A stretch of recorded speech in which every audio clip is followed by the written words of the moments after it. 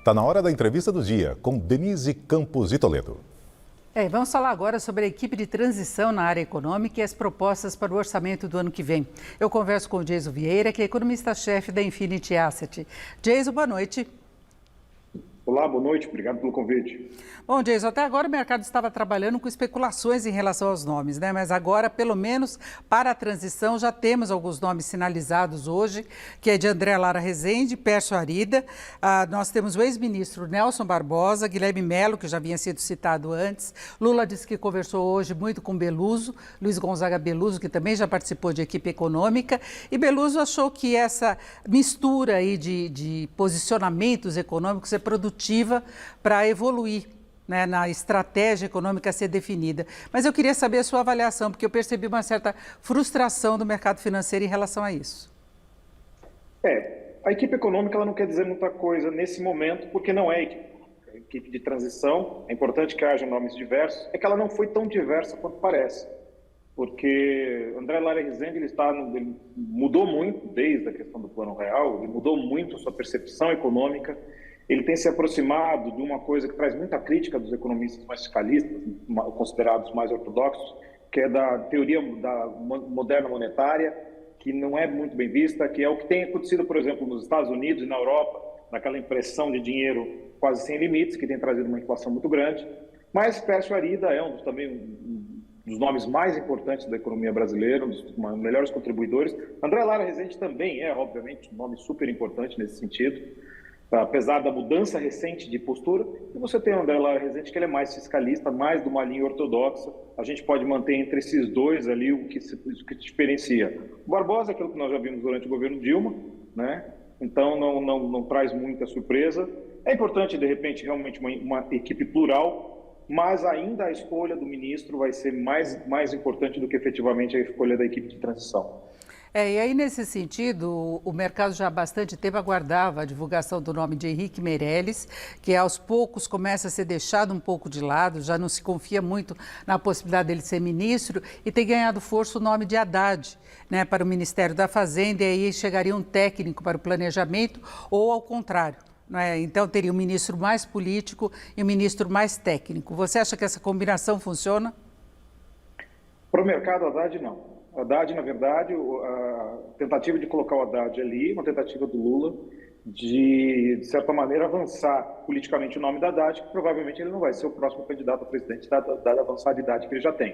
Ele vai terminar esse mandato com 81 anos, então provavelmente ele está fazendo o nome do Haddad em cima do Ministério da Economia. Mas para o mercado não é bem visto, a não ser que efetivamente você tenha abaixo do Haddad algo semelhante ao que aconteceu em Lula 1. Você pode ter lá uma pessoa que não é da área econômica e abaixo dessa pessoa vem uma equipe bem preparada, como aconteceu durante o primeiro governo do Lula.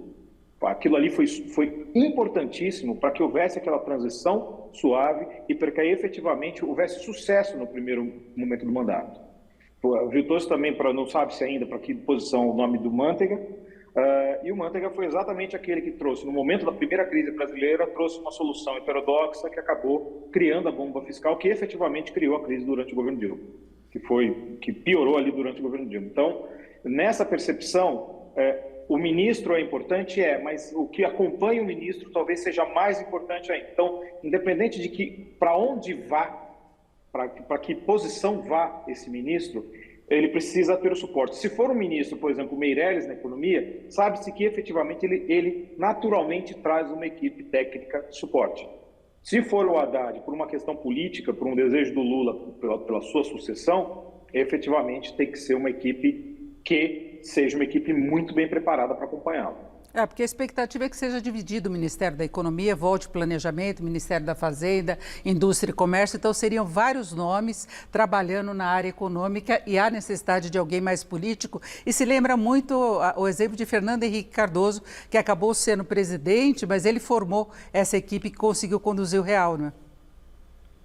Mas a equipe do Fernando Henrique Cardoso, inclusive, a gente falando de André Lara Rezende, a gente falando ali de Pércio Arida, a equipe do Fernando Henrique Cardoso era uma equipe fantástica. Então, para se trazer algo semelhante, se fazer um comparativo, tem que se trazer uma equipe fantástica. Não se pode ter nomes, não pode ter nome excelente ali, tem que ser nome fantástico. que foi exatamente isso, a condução da política econômica naquele momento, que também o Fernando Henrique, na verdade, ele entrou como ministro da Fazenda, que era simplesmente um processo sucessório do Itamar, ou seja, com a aprovação do Plano Real, o sucesso do Plano Real, ele seria o sucessor automático naquela metade de mandato do Itamar, e, obviamente, isso acabou acontecendo. Então, agora, o que depende efetivamente é que, se for anunciado um nome político, o Haddad, que este nome seja acompanhado de uma equipe de excelência. Porque se for acompanhado de uma equipe considerada mais ou menos, e lembrando, para o mercado é sempre importante que seja uma equipe econômica coesa, que seja uma equipe econômica sem malabarismos, porque dinheiro não leva desaforo para casa. A gente sabe que a condução do fiscal, a gente já viu agora no passado recente, e a gente pode estar vendo no futuro, a condução do fiscal pode ser uma coisa muito ruim para a economia.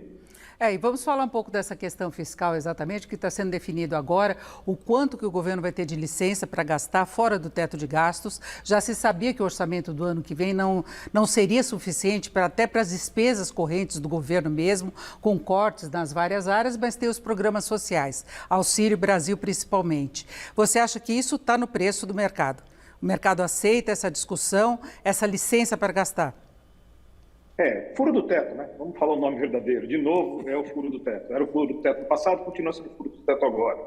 Esse furo do teto, que agora o mercado entende que o Bolsa estava na conta de qualquer um dos dois candidatos. Isso não faria diferença efetivamente. Mas as projeções que o mercado trabalha, que é de um crescimento econômico menor e efetivamente de uma taxa de juros maior, que leva um carregamento maior do custo da dívida, e também de uma inflação menor, dão um waiver menor ainda de um crescimento, ou seja, você vai ter uma arrecadação ainda menor no próximo ano. Ela não vai ter o sucesso da arrecadação, que foi algo extraordinário esse ano, que foi uma combinação até metade do ano de inflação e crescimento econômico, e depois só de crescimento econômico, depois foi um crescimento real, não foi só um crescimento nominal. E para que você repita isso, não há condições internacionais para se repetir isso, dada a percepção de recessão nas economias centrais e do problema inflacionário que eles estão passando e as elevações de juros. E se o governo continuar na toada que está agora, ou seja, a conta está ficando muito cara e daqui a pouco isso vai começar a se converter nas curvas de juros e na percepção de quando vai iniciar o corte de juros. Ou seja, esse crescimento econômico ele pode ser ainda menor, porque o Banco Central, em resposta à percepção de prêmio nas curvas de juros, ou seja, o mercado entendendo que o fiscal vai ficar muito pior, porque auxílio para crianças até X idade, esse tipo de coisa, já está começando a ficar uma coisa num vulto muito grande, muito além do que a percepção só do Bolsa Família. Então, é nesse contexto que aí a situação pode ficar complicada em termos econômicos. Você sabe da preocupação do presidente eleito Lula com relação ao social, né, a questão de programas habitacionais, de mais investimentos, do Bolsa Família fortalecido. Agora é importante vir o recado de ajuste fiscal, de compromisso com o equilíbrio das contas. Seria esse o equilíbrio que o mercado espera? Exato, e esse equilíbrio viria também na percepção de reformas, como, por exemplo, se aventou-se o nome do Bernard Api para o governo, e o Bernard Api tem a melhor proposta até agora de reforma tributária, é uma reforma excelente a dele. A única crítica que eu tenho à reforma dele é a questão de temporalidade, ou seja, ela tem um período de transição muito longo, e no Brasil, períodos de transição muito longos, para mim, não são confortáveis. Eles abrem a tendência de mudanças no meio do caminho, mas a proposta em si, que é chamada PEC 45, é muito boa. Ele seria um nome excelente, por exemplo, para fazer parte do governo. O Lisboa também fazendo parte do governo nessa equipe técnica e neste processo de você ter essa combinação, que é a combinação semelhante muito ao que acontece, por exemplo, acontecia no passado no Reino Unido, que era o welfare state, que é o estado de bem-estar social, mas com uma economia liberal, ou seja, uma economia em que as pessoas têm liberdade econômica para trabalhar, liberdade econômica para criar e para investir, com a contrapartida social. Ou seja, é um governo que gasta muito no social, mas ele em si ele é enxuto. O próprio governo é enxuto. E essa percepção que precisa ser passada para o mercado. Não temos muita esperança de um governo enxuto, já que está se falando de criação de um monte de ministério, recriação de um novo ministério, esse tipo de coisa.